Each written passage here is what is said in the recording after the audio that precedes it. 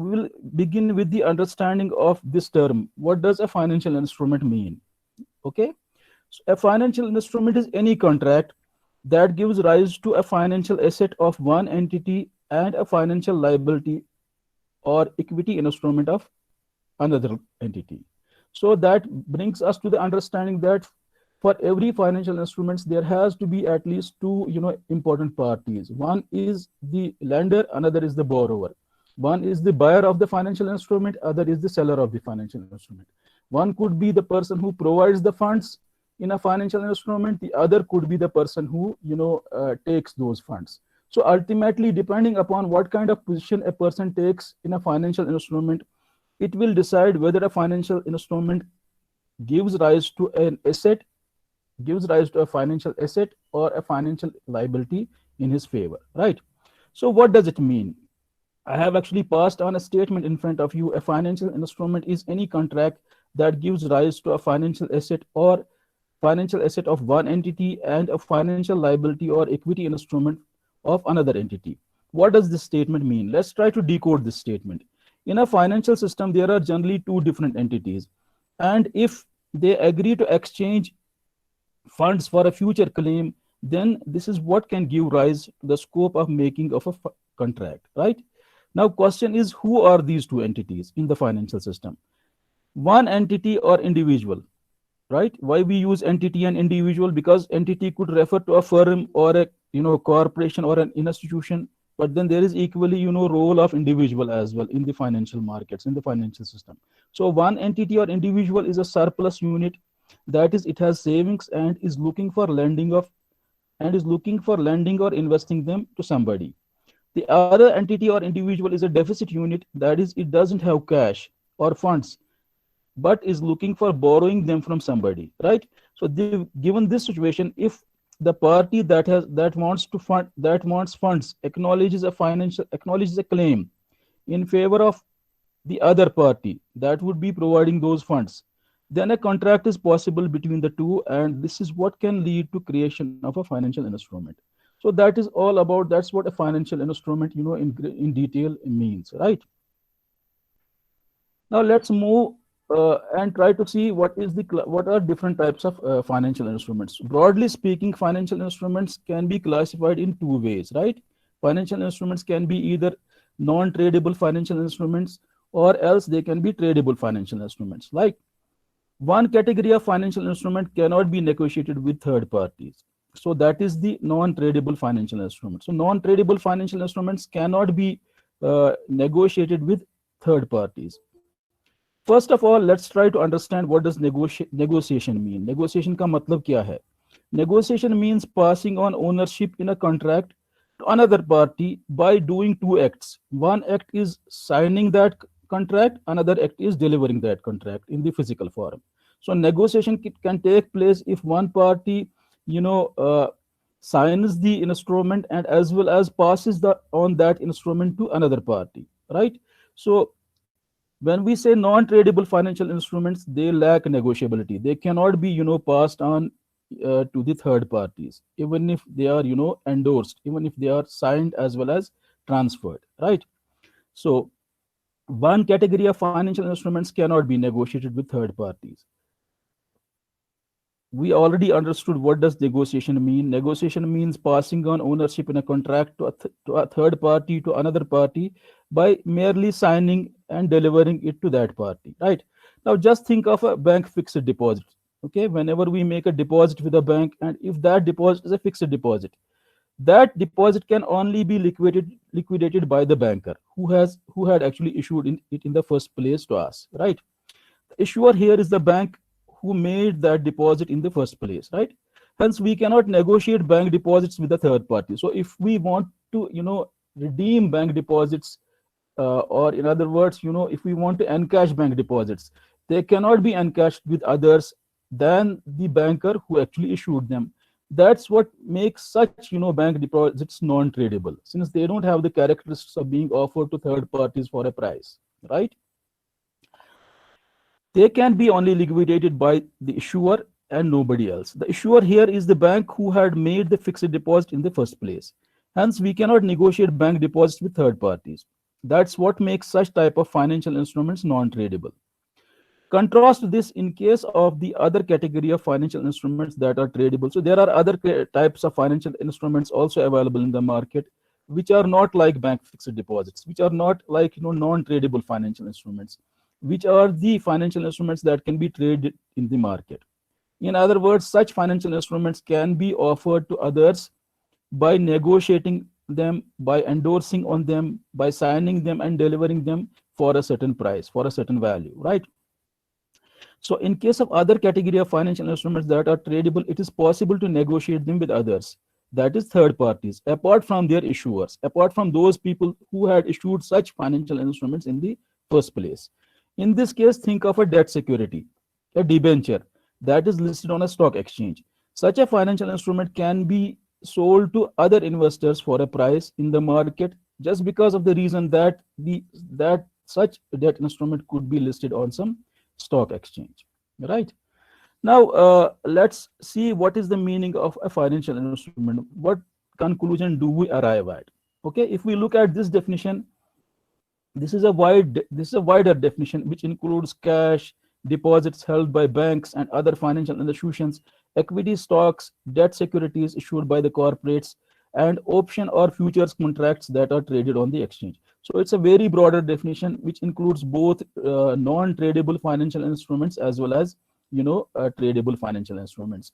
Now you can easily understand uh, a tradable financial instrument and a non-tradable financial instrument just because of the distinction that if there is a financial instrument which is listed on some stock exchange, then possibilities that it could be traded in the market and it could be sold to others for a price. And if that is not the case, if we are talking about an instrument like bank deposits, then there would be no tradability, there would be no such facility of being listed on some stock exchange. Then a person who has invested his money in such a financial instrument has always to rely upon its issuer, which would be the banker in this case, for any kind of redemption, for any kind of encashment of the financial instrument. Now somebody will ask me here a question कि cash कैसे financial instrument बन जाता है? Cash is also a financial instrument because when you look at the face of a currency note, what do you find? There is a statement written on it, and that statement makes the currency note a promissory note. And it in the law of contract that any promissory note which you have can be negotiated, can be given to others for in exchange, right? So cash in that sense is also a financial security. Now let's take a look on different types of financial securities, or in other words, let's look at the financial instruments on a generic scheme. Let's try to see what are the financial instruments on generic basis. So, or in other words, we can say this list presents the generic list of the financial instruments that are issued and traded in the financial markets. Like when you look at the financial markets, you'll find a whole plethora of financial instruments that makes understanding of financial instruments in the financial markets or in the financial system very complex. But at the end of the day, all these financial instruments actually bear their characteristics, bear their features to only these four types of generic financial instruments. Now what are these generic financial instruments? They could be equity and preference shares, which you might be already familiar with. These are the financial instruments which are very often issued by the joint stock companies if they want to raise capital in the market. Similarly, there is debentures, which could be issued by a joint stock company if it wants to raise capital for a fixed term and on fixed cost. Then we have mutual funds and exchange traded funds. Then there are foreign currency denominated ADRs, GDRs, and foreign currency convertible debt, right? Now let's move on and try to see what is an equity share. Equity share होता क्या है? Equity share का मतलब क्या है? If you look at this statement, what do you understand about an equity share? The answer is that an equity share, which is also known as an ordinary share, or which is also called a common stock, represents actually a given proportionate ownership interest in a joint stock company. A joint stock company offers this financial instrument to a prospective owner, to its prospective owner, who could be an investor, who is willing to contribute capital to it, right? So that is what is an equity share. Now let us see this is a template. This is a template which is showing you a specimen or an example of an equity share in the physical format. This is how equity stocks looked like when they were issued in the physical format, right? This is another template. This also shows you equity stock in a physical format. This is just the history now, because today equity stocks are no more issued in the physical format. Rather, you know equity stocks and many other financial instruments are today issued, held, and traded in the market in the electronic securities format, right? So this is just a history, but I'm showing you for the sake, so that you understand what an equity share actually means. So it's basically a certificate which is evidencing ownership interest in a certain joint stock company, right? Then in this slide, let's try to understand features of equity share from the perspective of an investor. एक investor को क्या क्या benefits मिलते हैं जब वो एक equity share में इन्वेस्ट करता है, right? Equity share is an asset for an investor that owns it. जिस इन्वेस्टर के पास इक्विटी शेयर होता है उसके लिए एक एसेट होता है, right? An investor that holds this financial instrument is basically owner in a business, which gives him many privileges. For example, equity shareholder enjoys voting rights in the business. That means, in other words, he can control the affairs of the business. They are the main risk takers in the business. That's what makes them entitled to entire leftover portion of rewards and belongings of the business. So equity shareholders are the main risk takers in the business. This is why they are entitled to everything which is left over. That is, they can have a claim upon the residual income and assets of the issuing company, right? If they wish not to own the business, if these equity shareholders who are the owners in a business, they want that they should not own the business in future, they can sell their stake in the business. They can do so by selling their equity shares to other interested investors in the market, because equity shares are generally listed on the stock exchange. This is possible because equity shares generally trade in the stock market.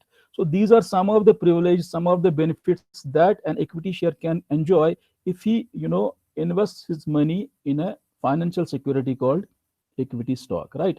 Now let's look at the features of equity share from the perspective of the issuing company, from the company that issues those equity shares, right? This is the other side of the contract that represents an equity share. So for an issuing company, equity shares represent a very peculiar kind of liabilities.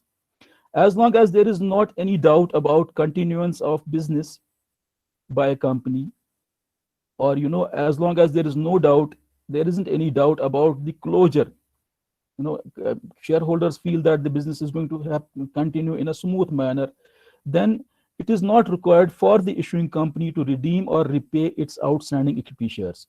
So in that sense, then equity shares represent a perpetual source of finance for the issuing company, right? So this is something which they can enjoy endlessly until they continue their business.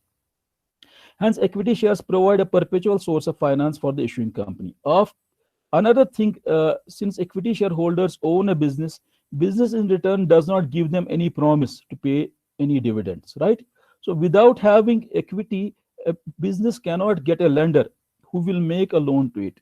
Okay, so if a business is in need of finance and it thinks that it will now issue debt, but that debt cannot be issued unless and until equity shareholders have already got into the business, because debt holders will first of all ensure that whether the owners have any stake into the business. So that stake by the owners will be evidenced if equity has been already issued and subscribed by the investors in the market, right? So without having equity, a business cannot get a lender who will make a loan to it. But in lieu of all these features, equity shares attract a huge issuing as well as funding cost. इतने सारे फायदे जो business को मिलते हैं अगर वो equity issue कर रही है, फायदे मसलन क्या क्या है? First of all, it's a perpetual source of finance. There is no obligation on the issuing company to pay dividends. But in lieu of availing all these benefits, the issuing company has to face a huge cost of issuing the equity as well as funding it in the future, right? So these are the features that the equity issuing company will enjoy if it prefers to issue equity in the market, right? Now let's move and try to see what does a debenture mean. Debenture kya hota hai? If you look at this statement, what do you understand? What do you understand by about a debenture? This statement tells you that debenture is a debt security. Unlike equity stocks that represent title of ownership in a business, debentures are just the promissory notes. Debentures don't give any ownership right to the holder in a certain business. They just facilitate a loan for the issuing company. So in that sense, they represent for the investor nothing but a promissory note. That is, they bear a promise to return the principal and interest to the holders by the issuing company. So that is what is a debenture all about, right? Now let's try to take a look on the features of debenture from the perspective of the holder, from the perspective of an investor, right? What does a debenture give to its investors, right? तो debenture अपने investor को क्या देता है? In case of debt instruments like debentures, maturity is known as fixed. So it is not like equity shares where maturity is, perpetual. Where, an investor has literally, sacrificed his funds to the business for a perpetual time, right? So in case of, debentures or in case of debt, the investors, part with their funds always and only for a known and fixed time, right? After a debt instrument matures, the issuer has to redeem principal amount back to the investor. It's not like equity, wherein the funds can be availed by the issuing firm for a perpetual time. Debt instruments are also known as fixed income securities. That is the notion that they provide stable returns to their holders. Such instruments carry a rating feature, and the rating tells an investor how risky a certain debt instrument is. Equity generally, doesn't provide rating facility, but in case of debt instruments, they cannot be issued by the companies unless and until they actually obtain a rating, which is provided to the investor so that he takes a call whether he will invest in a certain offer of debentures made by a company or not, right? So such instruments actually carry a rating feature, and the rating tells an investor how risky a certain debt instrument is. Similarly, debt holders enjoy to have preference over equity shareholders. These are all these things are something which you would have already heard from somewhere, but I'm just recollecting, refreshing your knowledge so that we actually move into this advanced area of understanding on the finance, right? So I'm just rebrushing or recollecting your thoughts, helping you to recollect the thoughts on all these issues, right? So these instruments, similarly, debt holders enjoy to have preference over equity shareholders in terms of claim on company's income or assets. So debt holders, it very well. They have a prior claim. Their claim is prior to the claim of the equity holders. So in that sense, they enjoy a privilege. They have a privilege, right? These instruments could also be traded in the market since they are listed on the exchange. ये instruments जो है exchange के अंदर list होते हैं तो इनको easily, so they are tradable. They can be traded in the exchange. They can be sold to the third parties, to the other existing investors for a price. There is no need to wait for these instruments till maturity so that a holder or an investor can seek redemption from the issuing company, right? Finally, debt instruments sometimes come along with put options. That means they can be redeemed by the holder even before maturity, right? So a holder can, if there is a put option, holder will always have a choice to get them redeemed from the issuer even before maturity if he requires so, right? Now let's look at the debenture features from the perspective of issuing company. Issuing company को क्या फायदे मिलते हैं? On the other side, an issuing company enjoys all these benefits by selling debt instruments for raising finance. For example, debt instruments entail issuing company a fixed amount of interest in terms of cost of debt. Debt finance provides tax advantage to the issuing company because interest on debt is tax deductible cost.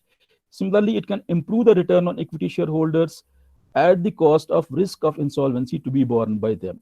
So debt, if it's used in business, can improve the return to the equity shareholders, provided that they are willing to take the risk of insolvency, which is created by introducing debt holders into the business, right? So these instruments can be issued with call options, which give early redemption choice to the company if they wish so. So both put option, call option is a choice for both investor as well as issuing company if they want to redeem these instruments before the maturity. So put option applies to an investor on the same lines call option applies to a issuing company, right? So the instruments can be issued with call options, which give issuing company choice to redeem them redeem them to the investors before maturity in case need be, right? Now let's see what a preference share is, because right now we are one by one taking up all these generic financial instruments so that we have some sense, some idea about what they are all about in terms of what they actually offer to those people who participate in them, who contract for them, right? So far we discussed equity shares, and we took a look on the privilege, the advantage which they provide both to the investors as well as their sellers or the issuing companies. Now let's take a look on the preference share. Preference share is the third form of financial instruments in the generic scheme, which is created by mixing features of both equity and debt instruments. That's why it's called a hybrid instrument. So preference share is basically nothing but some of the features are actually picked up from equity and some other features are picked up from the debt instruments. This is what is used to create a third type of instrument, which is known as a preference share, right? Now, let's see how a preference share is similar to an equity share and different from an equity share, and then similar to a debt and different from a debt in terms of its own nature. They are generally irredeemable. These preference shares are generally irredeemable. They are not supposed to be redeemed by the issuing company. So in that sense, they are just like equity shares, and they bear dividend, not the interest, right? So in that sense, they are just like equity shares. But how are they like debt instruments? The rate of their dividend is fixed always. So that makes them to resemble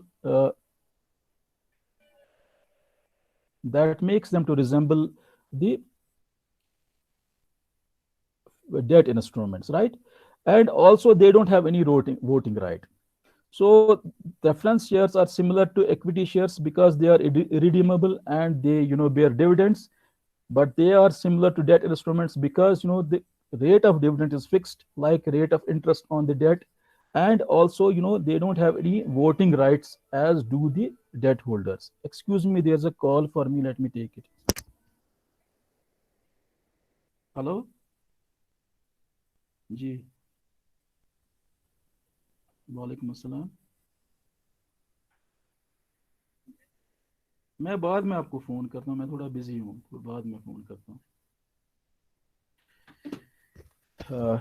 Anyway, sorry for the interruption. Okay, now let's try to see what are the other financial instruments. Okay, the other financial instruments include mutual funds and exchange traded funds. Why I have listed them in other category, why I didn't include them in the generic scheme of financial instruments, there is a reason for that. These financial instruments are not issued by the corporations. These financial instruments are not issued by the joint stock companies. Rather, they are very unique financial instruments that are issued by the market intermediaries. Like there are very special institutions known as mutual funds and other trusts which create these financial instruments and then offer them to the investors in the market, right? So there is one more reason that they are different from the other financial instruments that we discussed so far. The other financial instruments help basically in the market joint stock companies to raise finance and then use that finance to fund acquirement of fixed assets, right? But these financial instruments, since they cannot be issued by the joint stock companies, what is the purpose for them? For what purpose they are then issued in the market? The purpose of these financial instruments is not to facilitate funding of fixed assets by the joint stock companies, or rather they are meant to facilitate investors to invest in the market who otherwise are not good in investing and find the task of analyzing and picking stocks a little daunting exercise for themselves, right? So those investors who feel that they cannot directly buy stocks and bonds and other financial instruments in the market because they are not proficient, they lack sufficient literacy about the management of financial instruments.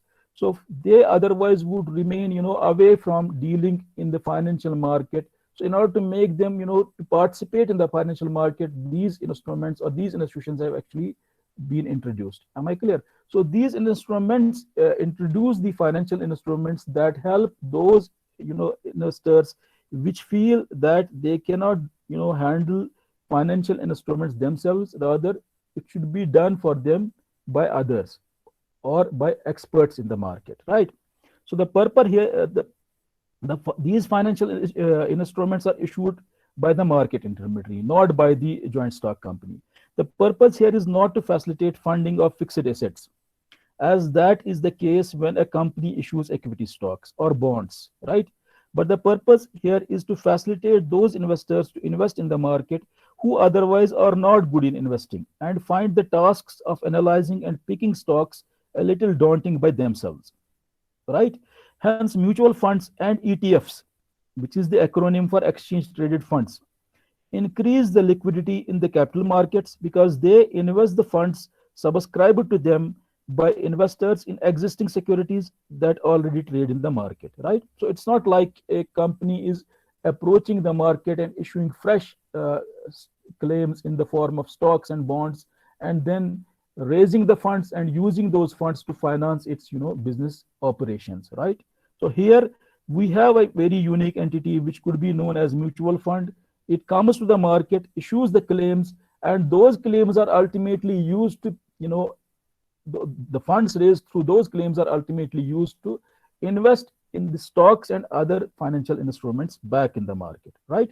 So the idea here is to increase the liquidity of the markets, not to help the joint stock company or a firm raise funds so that it can finance its, activities, right? Now let's take a look on both of them, mutual funds as well as exchange funds, and try to understand them in more detail. A mutual fund basically hota kya hai? What's a mutual fund? Now let's see what is a mutual fund. The mutual fund is a mechanism of indirect investment facility to the investors for investing in financial securities, right?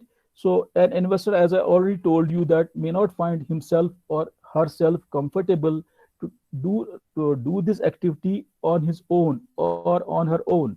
Rather, he or she would always prefer it to be done by an expert in the market. So that expert could be available in the market in the form of a mutual fund, right?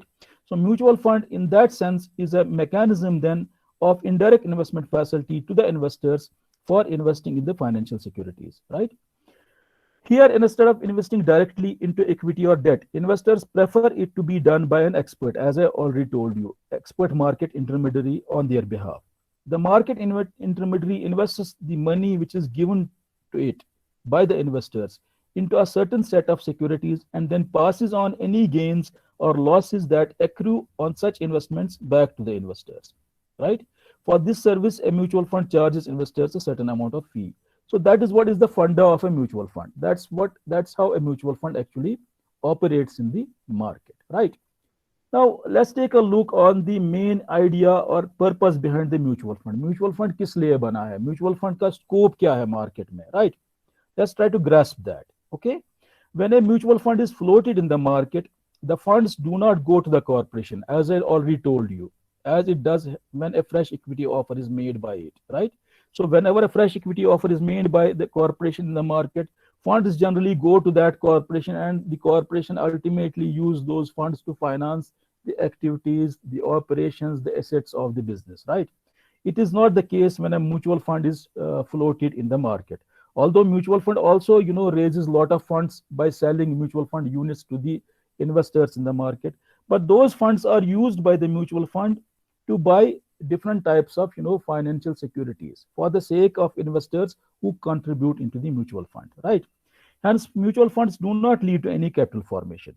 What does capital formation mean? Capital formation means any activity which is undertaken in the financial markets and which ultimately helps a corporation or a joint stock company to raise money so that it could finance or fund its long-term assets, right?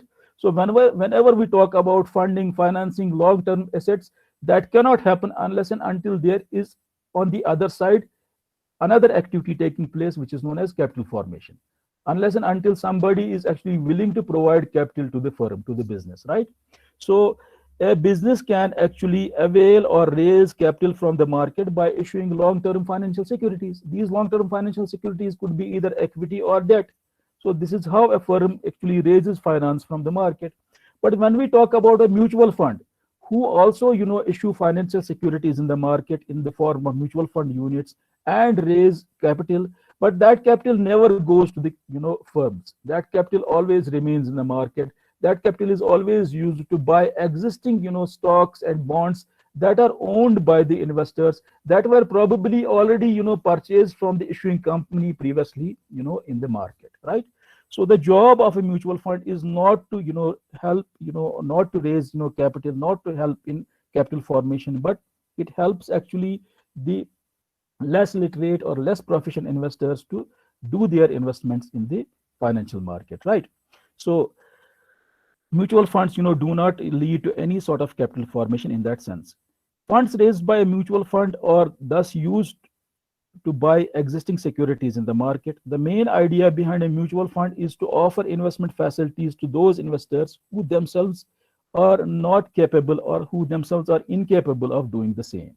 Okay, so that is what is the main funda or main logic or the main idea behind you know the existence of mutual fund instruments in the financial market or in the financial system.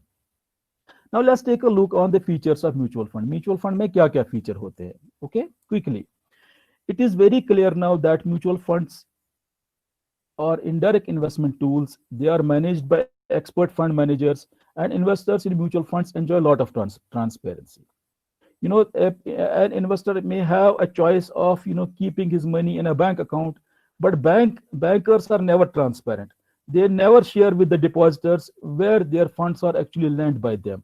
Okay, but in case of mutual funds, there's a lot of transparency. For example, a mutual fund discloses to its subscribers the name of the securities and the quantum of investment made in such securities, right? Similarly, mutual funds have to come out on daily basis what's called net asset value.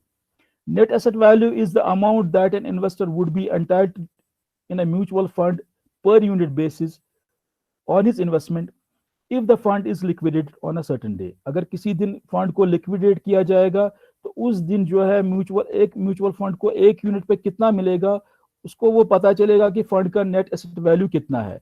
ये net asset value mutual fund को daily basis पे calculate करना है और ये disclose करना है अपने जो है इन्वेस्टर्स के साथ. So that's what is the beauty of a mutual fund, right? Then we have something called exit load. Exit load is the fee that an investor has to pay if he or she wants to redeem his investment directly from the fund. So, mutual funds can be of two types. One mutual fund is listed on a stock exchange. That kind of mutual fund will always give the investor a option of selling his mutual funds directly to other investors in the market. The other kind of mutual fund is not listed on a stock exchange. This is just like a bank deposit. So any redemption in case of that kind of mutual fund will always be provided by the mutual fund company. All right, am I clear? So if at any point of time a mutual fund investor wants to redeem his mutual fund units, he will have to face the exit load, which is a kind of fee charged by the mutual fund company. On the contrary, those mutual funds that are listed on the stock exchange, they are not subject to any exit fee. They are not subject to any fee.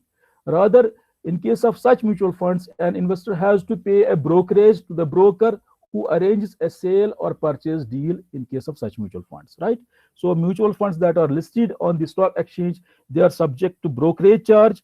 However, mutual funds that are not listed on any stock exchange, there also investors have to pay a have to bear a cost which is known as exit load. There is going to be no load, there is going to be no charge if somebody wants to buy mutual funds, invest in mutual funds, right? But on the contrary, if one wants to buy mutual funds on a stock exchange, he will have to pay the brokerage. There's a two-way charge always, right? So there's a charge both on sale as well as purchase. But in case of those mutual funds that are not traded on a stock exchange, that are sold directly by the mutual fund company, there in case of such mutual funds, it will always be the exit load. It will always be the charge only upon the redemption. There will be no charge if mutual funds are brought by an investor from the mutual fund issuing company, right? Finally, some category of mutual funds enjoys the privilege of being allowed to trade on the stock exchange, as is already told you. Now let's take a look on this slide, and this gives you an idea about the generic scheme of mutual funds. Mutual funds on generic basis are of two types. One mutual fund is called open-ended mutual fund. The other mutual fund is called closed-ended mutual fund. An open-ended mutual fund is that fund which is available for subscription and can be redeemed on a continuous basis. It is available for subscription throughout the year, and investors can buy and sell units at net asset value related prices. These funds do not have a fixed maturity date. The key feature of an open-ended fund is its liquidity. That means it can be, liquidated from by the issuer, by the mutual fund company anytime during the day. Then we have closed-end funds. A closed-end fund is that fund which has a defined maturity, like 3 to 6 years. These funds are open for subscription only for a specific period of time at the initial launch. These funds are listed on a recognized stock exchange. So in case of closed-ended funds, mutual fund issuing company issues no redemption facility. So they will be, subject to redemption always in the secondary market by way of, selling them to other investors, right? Now moving on, let's see what's the exchange traded fund. Exchange traded fund kya hota hai, right? As we already discussed that there are two types of financial instruments that are available in the market, which don't help the issuing companies to raise capital. Rather, these financial instruments have been introduced into the financial markets to facilitate such investors which otherwise will not invest in the market because of their lack of, required, investment proficiency, right? Now think of an exchange traded fund as a mutual fund that trades like a stock on a stock exchange. So basically, in essence, exchange traded fund is nothing but a mutual fund which trades on a stock exchange, right? So just like a mutual fund, an exchange traded fund represents a basket of securities that reflects an index such as, BSE Sensex. So for all, reasons, exchange traded funds are just like mutual funds, but they differ from the mutual funds only in the sense that they provide the investors with the listing option. They provide the investors with the tradability option. So that means, if somebody invests his money into exchange traded funds, he will always have an option or a facility of trading in them, selling them later on to the other investors in the market, just because of the reason that these mutual funds are traded on a stock exchange, right? Now, what is the main idea underlying or behind the issuance of exchange traded funds? Exchange traded funds के पीछे क्या फंडा है, क्या idea है? These are some of the reasons why exchange traded funds have become popular financial instruments in the contemporary times. Okay, they do away with most of the tensions of investing for ordinary investors and are also attractive in terms of providing ease of investing and tax saving features to them. Okay, so they have become they have become popular just because of the reason that they provide a diversification option or a diversified investment option to the investors in the market, and they are, easy to be, brought and sold because, they are listed on a recognized stock exchange. Now let's try to understand how ETFs are created. ETFs कैसे बनाए जाते हैं, ETFs का creation कैसे होता है, right? ETFs are not created like mutual funds. तो mutual funds में क्या होता है, म्यूचुअल फंड्स में एक कंपनी आती है पहले और वो मार्केट में एक म्यूचुअल फंड का ऑफर फ्लोट कर देती है। उसके बाद वो बहुत सारे पैसे इकट्ठे करती है और उन पैसों को पूल किया जाता है। पूल करने के बाद उस बड़े कॉर्पस को जो है म्यूचुअल फंड कंपनी मार्केट में डिफरेंट स्टॉक्स या डेट इंस्ट्रूमेंट्स में इन्वेस्ट करती है on behalf of the investors who had subscribed to that mutual fund, right? So this is the funda, this is the mechanism of a mutual fund. But ETF is different. ETF kaise operate hota hai? Let's try to understand that, right? Although ETFs are in many cases just like a replica of a mutual fund, but they differ very much from mutual funds in terms of as to how they are created and valued, right? So there is no concept of net asset value as we saw in case of mutual funds, right? Just because of the reason that ETFs are, ETFs trade on a stock exchange, there is no need to have net asset value. They are continuously valued. Okay, now let's see more. For example, a mutual fund begins with collection of funds, as I already told you, from investors, and then subsequently invests those funds in various financial assets. Unlike that, an exchange traded fund does not do that. Exchange traded fund वैसे नहीं करता है। तो ये क्या करता है फिर? Exchange traded funds are created by few investors. कुछ बड़े बड़े इन्वेस्टर आगे आ जाते हैं और वो एक्सचेंज ट्रेड फंड को बना लेते हैं। अब बना कैसे लेते हैं, let's try to understand that. Okay, so they are created by few investors who contribute not with the funds but stocks or other assets। Mutual fund के केस में हमने क्या देखा कि इन्वेस्टर्स से पैसा कलेक्ट किया जाता है और उसको एक पूल बनाया जाता है। पूल बनाने के बाद उस लार्ज कॉर्पस को फिर डिफरेंट स्टॉक्स में इन्वेस्ट किया जाता है। इसका उल्टा ईटीएफ में होता है। ईटीएफ के केस में क्या होता है, इसमें बहुत सारे जो इन्वेस्टर्स इन जनरल को इनवाइट नहीं किया जाता है, but only a few large investors are actually invited.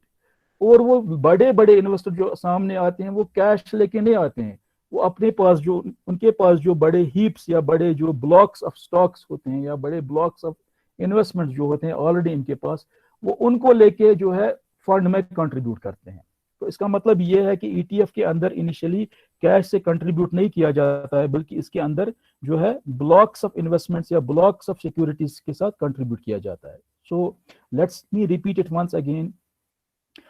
A mutual fund begins with collection of funds from investors and then subsequently invests those funds in various financial assets. But an ETF does not do that. Then what does an ETF do? ETFs are created by few investors who contribute not with funds, but with stocks or other assets, right? After doing that, ETF creates a huge block of units, which are then given back to the contributing investors, right? पहले case में आपने देखा कि investor आगे आते हैं और पैसा पे करते हैं, तो उनके बदले में उनको म्यूचुअल फंड यूनिट्स इशू किए जाते हैं, right? And then those mutual fund units represent their stake in a certain mutual fund. In case of ETFs, that doesn't happen. In case of ETFs, only few large investors come forth. They contribute to the fund through large investments. Okay, they might be holding already in stocks and bonds, and then in lieu of those large contributions of investment, these investors are actually issued proportionate ownership interest in the fund, which is known as exchange traded fund. Am I clear? Then investors can finally take those units and sell them to the other investors in the market, because ETF is listed on a stock exchange, right? So after doing that, ETF creates huge blocks of units which are given to the contributing investors. Later on, these investors can trade for these ETF units on a stock exchange.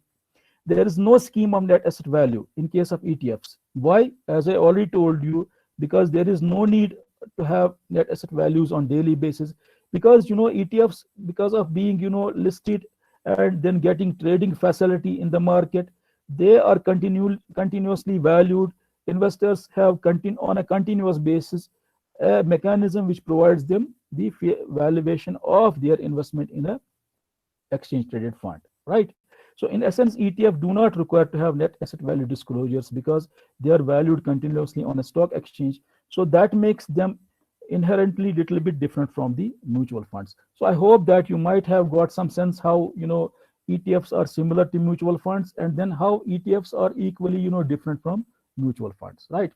Now let's take a look on the feature of an exchange traded fund. Exchange traded fund में features क्या हैं, ये क्या क्या benefits अपने जो investors को provide करता है, right? So these are the main benefits that investors can avail when they choose to invest through exchange traded funds. For example, ETF provides diversification means. ETF provides trading facility to a mutual fund. There is no exit load, but there is always a brokerage charge, right? That must be kept in mind. But brokerage charge is generally lower than the exit load, right? Then they are continuously valued, right? There is no net asset value mechanism. So getting continuously valued provides information to the investors, which helps them to make decisions about whether to remain in ETF or to exit from it on continuous basis. That is not the case in case of mutual fund. A decision to quit or be in the mutual fund can always be taken on daily basis, because net asset values are available only at the closure of the day, right? Let's move on and try to understand what is a global depository receipt. That is the last step or the last topic in our today's discussion. This is a very unique financial instrument which is offered by the companies in the financial market, right? अब थोड़ा सा इसको समझने की कोशिश करेंगे कि global depository receipts क्या होता है. Global depository receipt is also a financial instrument that trades in the financial system, that trades in a financial market. Okay, Now let's try to explore this very unique financial security, which is called Global Depository Receipt, or in a short form, it is known as GDR. Right? This is unique because it facilitates investors to invest in the equity of a foreign company just by being in their home country. मतलब मैं यहाँ पर हूँ, और मैं किसी foreign company की equity में इन्वेस्ट कर सकता हूँ, किसी भी फॉरेन कंपनी में. Let's take the case of Apple company और IBM और any foreign company, right? Just by being here, मुझे वहां जाने की जरूरत नहीं है, USA जाने की जरूरत नहीं है. मैं ये कैसे कर सकता हूँ? अगर मुझे उस कंपनी के GDRs यहाँ पे मिल सकते हैं, राइट? तो GDRs एक मैकेनिज्म प्रोवाइड करती हैं इन्वेस्टर्स को, so that they can invest into the equity of a foreign company, right? So this is unique because it facilitates investors to invest in the equity of a foreign company, right? Just by being in their home country. Similarly, if it's so for investors, then it could be also similar for the issuing company as well. Similarly, it also facilitates an issuing company or a joint stock company who issues GDRs to raise equity in foreign currency just by being in its own country of incorporation. मतलब इसका ये है कि अगर एक investor जो India में रहता है वो GDR के थ्रू फॉरेन इक्विटी में इन्वेस्ट कर सकता है, तो जो कंपनी GDR इशू कर रही है फॉरेन कंट्री में, उसको जो है किसी दूसरी कंट्री में, let's take the case of India, equity in the foreign currency raise करने का ऑप्शन मिल सकता है, right? So it is similar to both the parties that actually form a financial security or a financial contract known as Global Depository Receipt, right? So I'll repeat it once again. This is a unique financial instrument because it facilitates investors to invest in the equity of a foreign company just by being in their home country. Similarly, it also facilitates a joint stock company that issues GDRs to raise equity in foreign currency just by being in its country of incorporation. Now let's try to understand how does this all happen. ये सारा कुछ कैसे होता है in a brief manner, right? Tomorrow we'll have a detailed discussion on good understanding of global depository receipts, but today let's try to understand it in a brief manner, right? So neither the investor nor the fundraising company is required to go foreign in order to fulfill their unique funding or investment needs. GDR के case में ना ही investor को foreign country जाना है, ना ही किसी company को किसी दूसरी कंट्री में आना है ताकि वो जो है फॉरेन करेंसी में इन्वेस्ट करें या फंड्स को रेज कर पाए. तब फिर होता क्या है, कैसे इस फाइनेंशियल सिक्योरिटी को इशू किया जाता है, which ultimately facilitates both investor as well as issuing company to either invest in foreign currency or raise funds in foreign currency, right? Then what is a GDR? GDR होता क्या है? GDRs are issued and traded in a foreign country. Okay, let's try to understand this phenomena in more detail. Suppose there is an Indian company that wants to issue GDR in a European country, say France. To do so, Indian company, before it issues GDRs, has to first of all issue equity stocks in India, and the value of these equity stocks should be equivalent to the amount of GDRs going to be issued abroad. ठीक है, मतलब अगर कोई company Hindustan में है और वो company क्या है, वो कंपनी GDRs इशू करना चाहती है क्योंकि उसे फॉरेन करेंसी इक्विटी रेज करनी है, उस कंपनी को वो GDRs इशू करना चाहती है, let's say in France. Okay, उस कंपनी को इंडिया में पहले इक्विटी उतनी इशू करनी पड़ेगी जो बराबर होगी GDRs के, जितने GDRs इशू किए जाएंगे फ्रांस में, राइट? उस इक्विटी को इशू करने के बाद ये इक्विटी हैंड ओवर की जाएगी एक बैंकर को, राइट? ये बैंकर ऑब्वियसली एक फॉरेन बैंकर होगा, and this foreign banker, with the help of his foreign correspondent in the France, will then issue GDRs on behalf of Indian company in the foreign country, right? So this is how GDRs will issue, and they will help a company in a foreign country, let's say India, to raise equity in foreign currency, and then the country wherein these GDRs are issued, the investors of those country will have a facility to have their investments made in the equity of a country which could be, given this example, incorporated in India, right? So both the issuing company as well as the investors will have a facility to invest and raise funds in the foreign currency. I will repeat it once again for the sake so that you can understand it in a more better way, right? The question arises, what's a GDR? GDR hota kya hai? Right? Right? This is a unique financial security because it facilitates investors to invest in the equity of a foreign company just by being in their home country. Like, right? Similarly, it also facilitates a joint stock company who issues GDR to raise equity in foreign currency just by being its country of incorporation, right? As well as its country of operation, right? So neither the investor nor the fundraising company is required to go abroad in order to fulfill their unique investment or funding needs, right? Then question arises, what is a GDR? How is a GDR issued? Right? The answer to this question is that GDRs are issued and traded in a foreign country.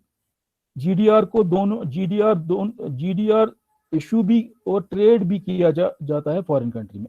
GDR दोनों GDR के मतलब दोनों चीजें, इसको issue और इसकी trading दोनों foreign country में होती है.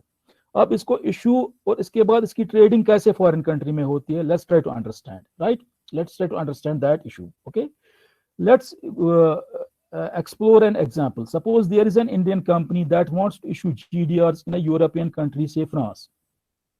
To do so, Indian company, before it issues GDRs, has to first of all issue equity stocks in India, and value of these equity stocks should be equivalent to the amount of GDRs going to be issued abroad, right? These equity shares, equity stocks that are issued in India by the company will then be handed over to a banker who, with the help of his foreign correspondent in France, okay, will issue GDRs in that country. Am I clear? And once these GDRs are issued in that foreign country like France, they will be later on issued in a local stock exchange, and then those investors who subscribe to these GDRs in that particular country, which is France in the given example, will have the facility of trading in them, or in other words, we can say selling them to the other investors in their own market, right? So this is how, this is what a GDR is and how it is actually created in the financial market. Am I clear? Then let's try to take a look on the main idea or the main reasons why GDRs are issued. Okay, what makes GDRs attractive in the financial system or the financial market? These are the main driving forces for stakeholders in the financial market to engage in GDRs, right? These are the motivations.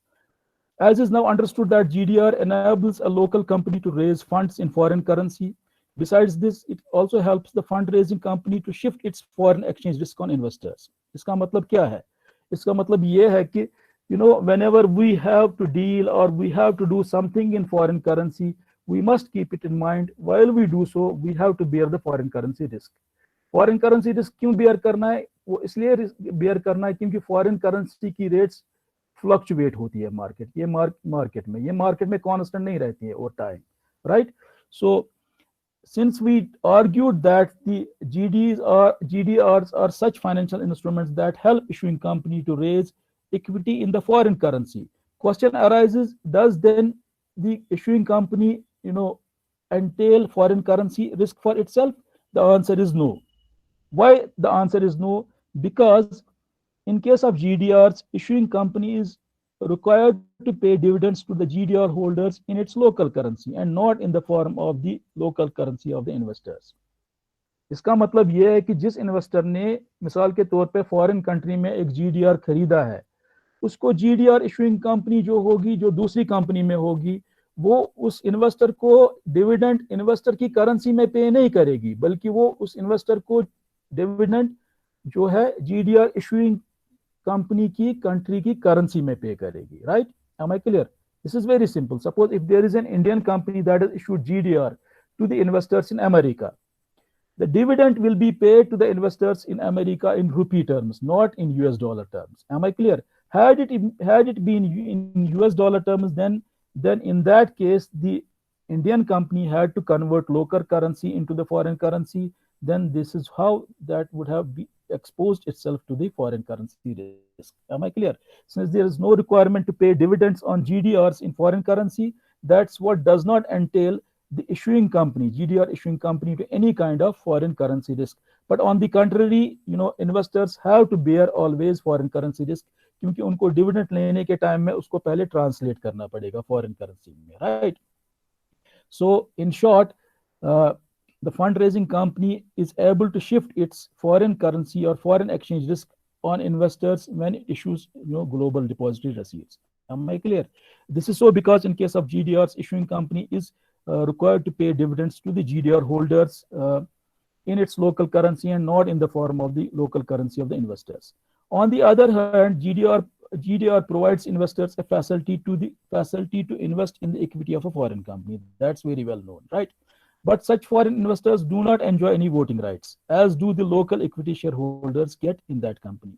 ये बात याद रखनी चाहिए कि अगर GDR के through एक investor को ऑप्शन मिलता है कि वो फॉरेन कंपनी की इक्विटी में इन्वेस्ट करेगा, लेकिन इसका मतलब ये नहीं है कि वो उसको जैसे लोकल इक्विटी शेयर होल्डर को वोटिंग राइट्स मिलते हैं उसको भी वोटिंग राइट मिलेगा.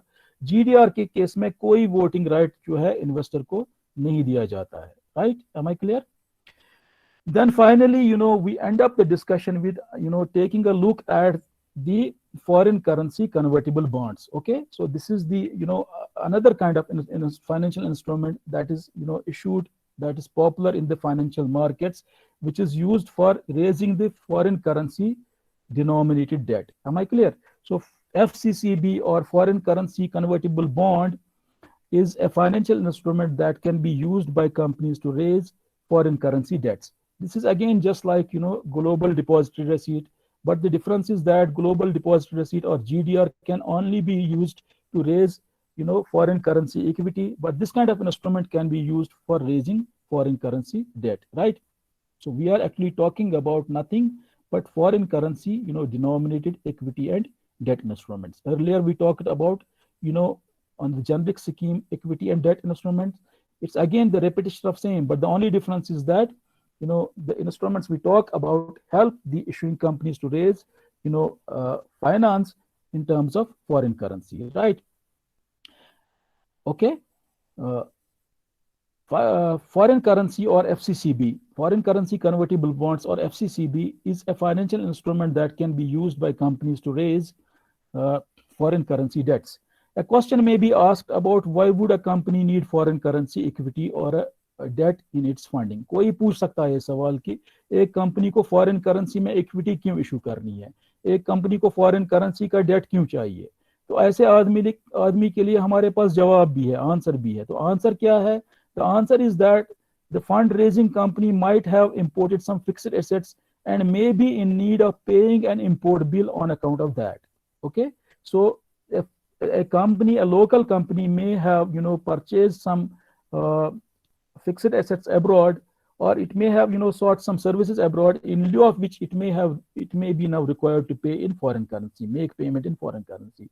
So for that purpose it may find it better not to raise equity or debt in the local currency, rather raise equity and debt in the currency of the same country wherein it's going to make payment.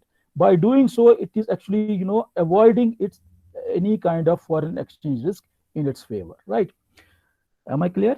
Now, in case of foreign currency convertible bonds, okay, issuing company has to take foreign exchange risk.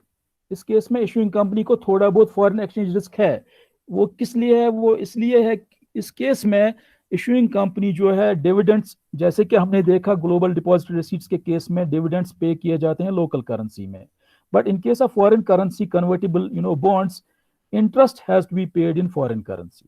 It is not like global deposit receipts. Okay, so to that extent, foreign exchange risk has to be borne by the company which issues those, debt instruments which are known as foreign currency convertible bonds. Am I clear?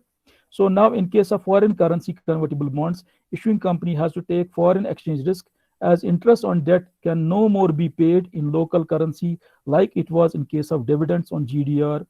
Okay. Foreign currency convertible bonds like GDRs provide investors with a facility to invest in debt instruments of a foreign company, right? So that's all from my side.